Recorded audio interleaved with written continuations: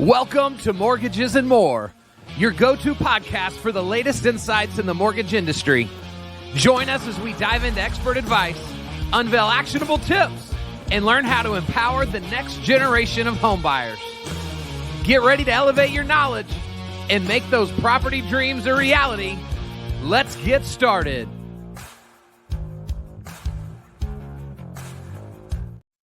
What is up, everybody? Welcome back to Mortgages and More. I hope you bought a new pack of pens because you've been taking so many notes in our recent episodes. And I hope you're ready for this one because Brian, man, I feel like this is going to set the bar for everything we do moving forward.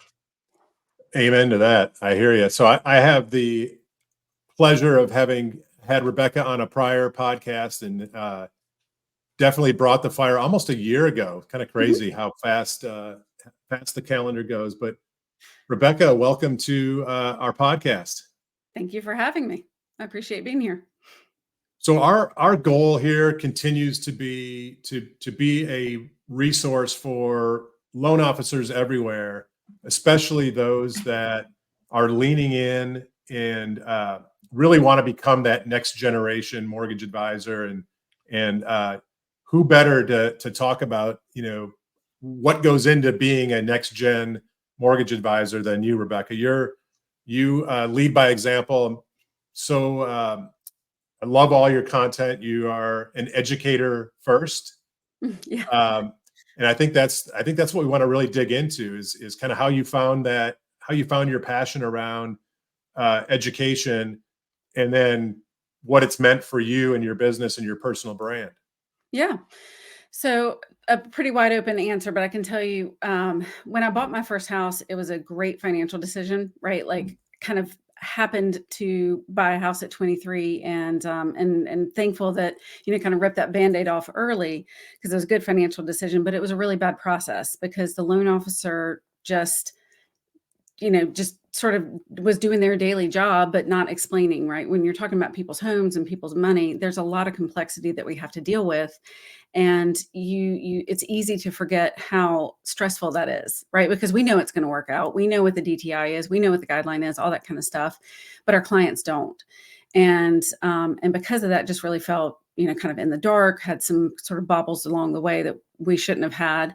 And so when I became a loan officer shortly thereafter, I just simply wanted to deliver a different experience. It's kind of the bad news doesn't get better with time. So you need to let people know early, you need to set expectations, all of those things.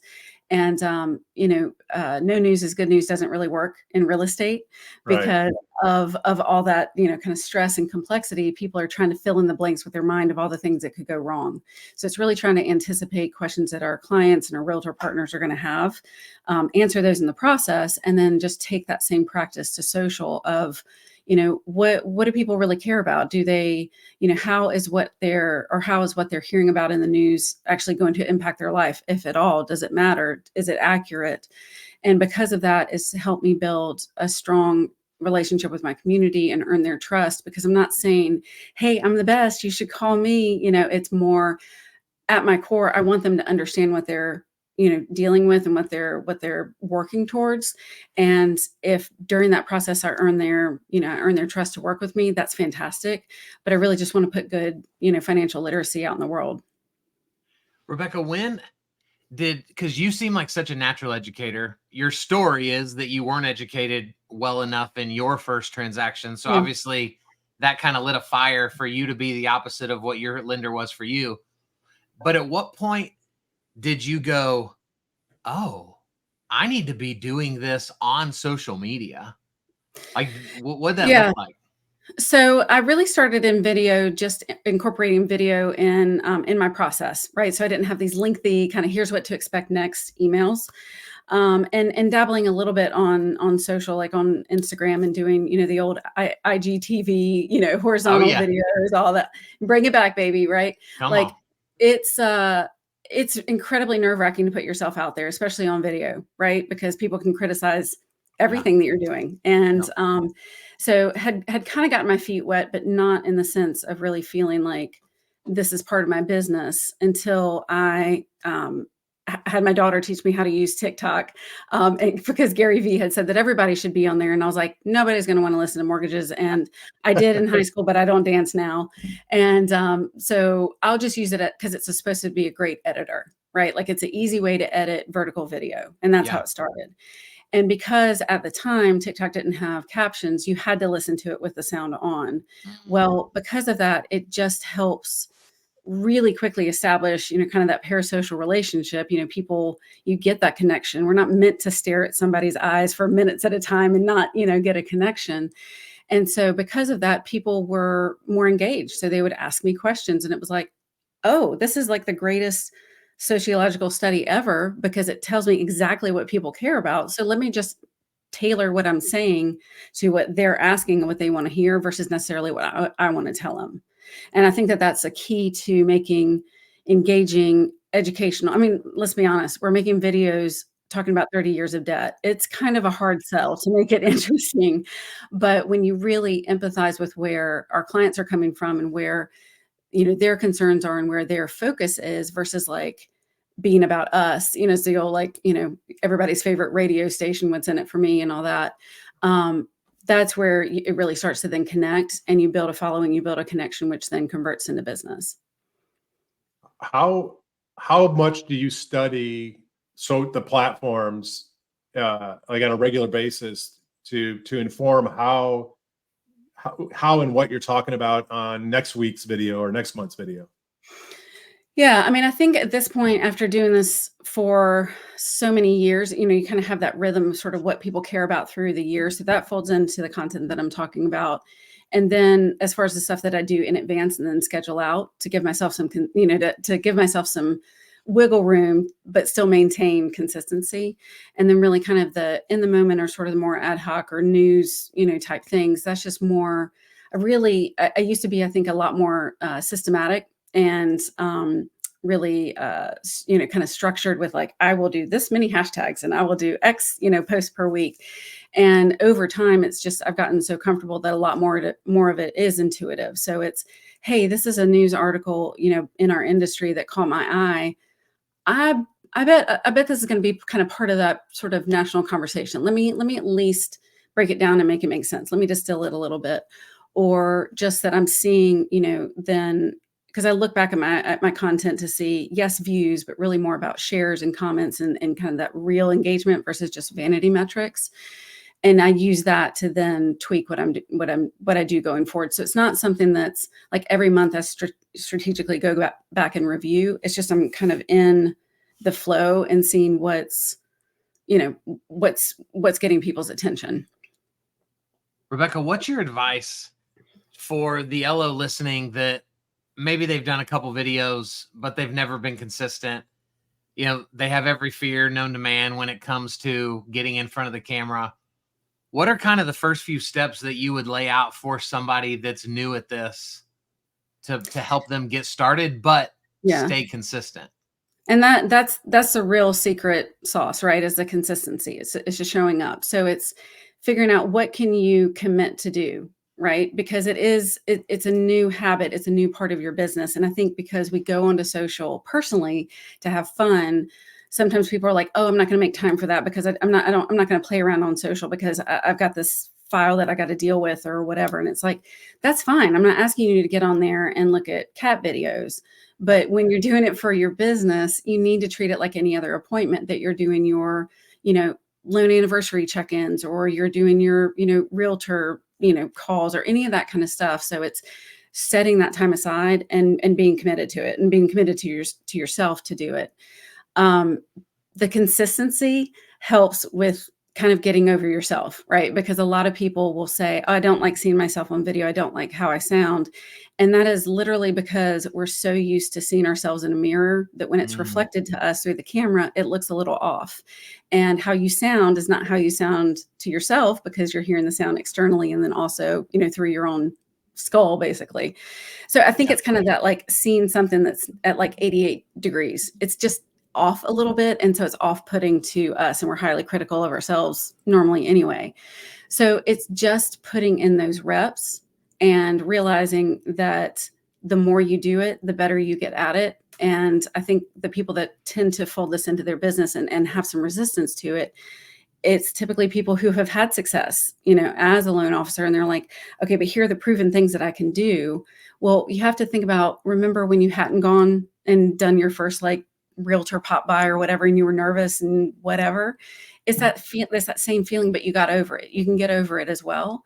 And doing it consistently enough. And that's kind of the third advice, is stick with it. Because the consistency, people say, oh, I did it for a month and I didn't get a lead, I'm moving on to the next thing.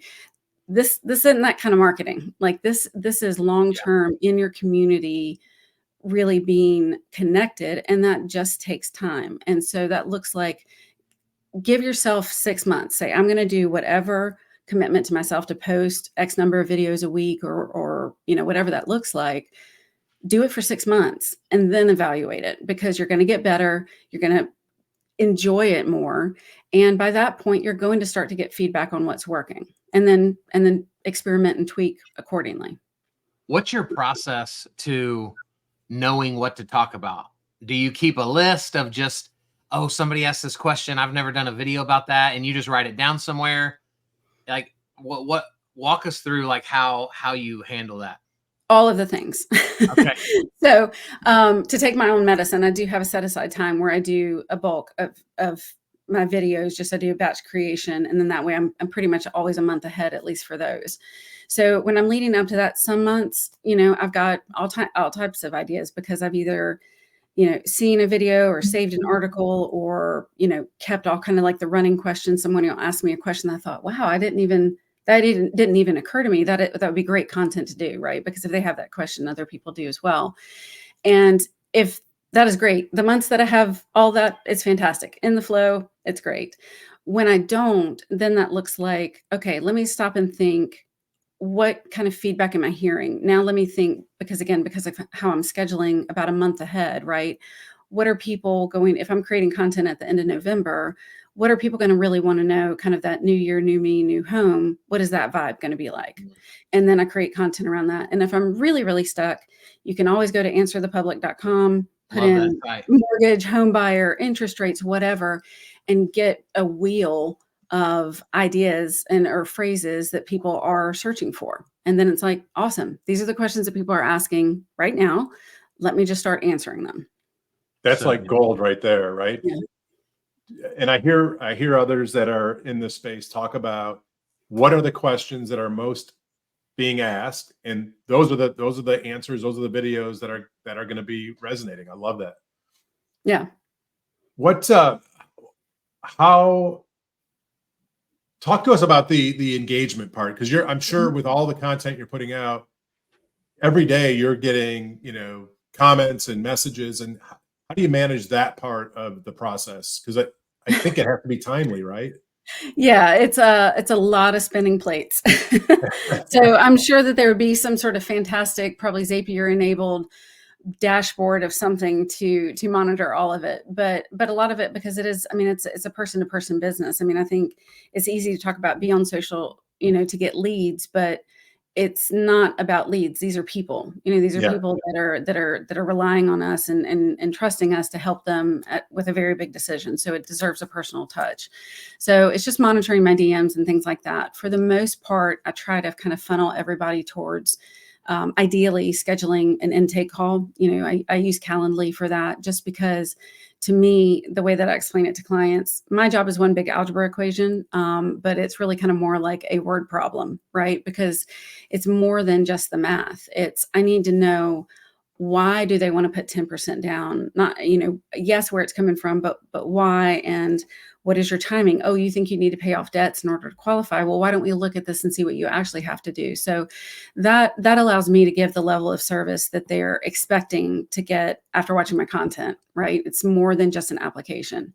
Now, if they do an application, great, because all of that's linked to have, just some pretty simple links that are hidden links on my website, but just kind of really easy call to action. Do you want to call? Do you want to do an application? Shoot me an email. And kind of, again, sort of funnel it down that process. So one way or the other, let me get the application and I can get the facts and figures, but ideally get the story first. And either way, then put that together into my feedback for them. Okay. Random question. Mm-hmm. I feel like there's always an internet debate about not necessarily Calendly specifically, but just Right. using a calendar link. Right. Right. There's that whole group of people that are like, I don't do it. It doesn't feel personable. It feels kind of douchey to be like, hey, would love to meet with you. Here's my link. Mhm. And then there's the people that are like, oh my gosh, I love it. It's amazing. It cuts down on time and efficiency. How, like, have you thought through that? And do Oh, you yeah. deliver that link in a intentional way to kind of try to cut through the in-person Yeah. piece Yeah. of it? So like if somebody has a question, if someone's saying, hey, I think I'm going to be moving to California in March and I just want to understand what my options are. It's like, that's fantastic. What questions do you have? And it's like, well, I just really kind of want to understand the process and like the timing, and it's a new job, but I already have my offer. And it's like, great. Why don't we connect with a call? Because I'll be able to really be able to offer, or really be able to answer this in more detail and give you the guidance that you're looking for. Here's a link to my calendar so you can find a time that works for you. And then that's, it's more that it's because it is for both of us, right? It doesn't help either of us to be like, well, what about Tuesday on at 2? Right. And it doesn't help to keep everything always just through the DMs because context gets lost and you don't get all the details or things like that. So Kyle, who are you? Yeah, which team are you? I'm Team Calendly link all the way. But the way that I have kind of morphed my messaging is I always lead with, and it doesn't matter if you request a meeting with me or I request a meeting. I always lead with, do you have a calendar link? Yeah. If you do, please send it to me. I'm happy to book because I want them to see the humility in I'm not too big time to get on your calendar. But then I also say, if you don't have one, let me know and I'll be happy to send you mine. And I bet 80% of the time people go, will you just go ahead and send me yours? Yeah. And now mentally, because they asked for it, it's an easy transaction. Yeah. But then if they send me one, then I'll just jump on and schedule. And then that way they don't slip through the cracks. And I'm not just hoping they actually follow through. But people that are like anti that stuff, to me, those are the same people that are anti-video. So, which kind of leads me to a follow-up, if I can ask it. Rebecca, do you think LOs are putting anything at risk by not embracing social media? Well, I think it depends on what their goals are, right? Because I think doing video and it being, kind of wide open, you get a lot of different scenarios, you get a lot of people from all over the place, different stages in the process. They might not like that, right? It might be great that it's like, nope, I like my certain client avatar with a certain type of loan program and I get it from this referral source and that is good for me. Then that's fine. I think for the average, kind of Swiss Army knife loan officer, right? Like we can do this. We have a couple different kind of sandboxes that we play in. It's all exposure, right? So if you're looking at it, not just kind of the altruism of putting good information out there in the world and fighting a little bit of, the national articles that say, try to save it for 20%, and if you don't, you're a failure. So I think beyond that, just from the standpoint that whether you're looking to locally be kind of your local digital mayor or you do want a larger footprint, video is one of the fastest ways to get there because it very quickly can help establish that know, like, and trust, foundation. Absolutely. So I know the answer because you and I have done this a couple times and we've even talked off camera before, but I think it's important to talk about this. I think there are some people, and we know who they are. We see them that are one way when the red light's on, and then are totally different. And can you just talk a little bit about the importance of being authentic and being you all the time? Because you're gonna talk to this prospect at some point, right? Yeah.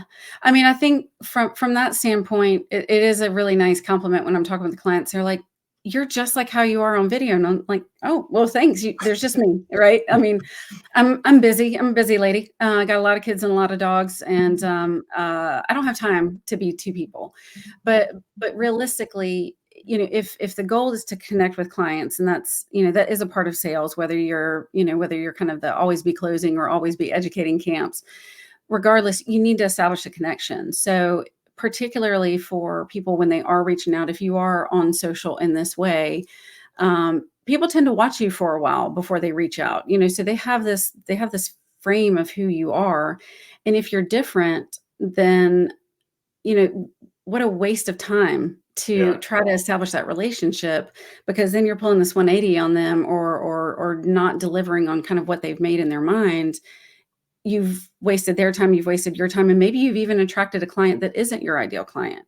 So if you just, if you show up online as you are in real life, and you show up intentionally and are speaking to the type of people that you want to attract, that's a no-brainer to me. Gold, pure gold. Love it. Rebecca, always tons of knowledge. We appreciate your willingness to share and help others. Keep crushing it out there, and thanks for spending time with us. Real quick, we're noobs at this podcast thing as a team, and so we haven't done great at this until this episode. So you're welcome, Rebecca. I'm excited. All right, fantastic. If somebody wants to follow you, where do you want them to follow you, and what's that handle? So I would say if you want us to chat, loan officer to loan officer, Instagram's best. So I'm the mortgage mentor, but it's the.mortgage.mentor. And that's all my curated content and all that kind of stuff, DMs and all that. If you want to see everything under the sun that I'm testing video, then find me on TikTok, and it's the same handle. Awesome. Thank you, Rebecca. Thanks so much, guys. Thanks, everybody. Peace.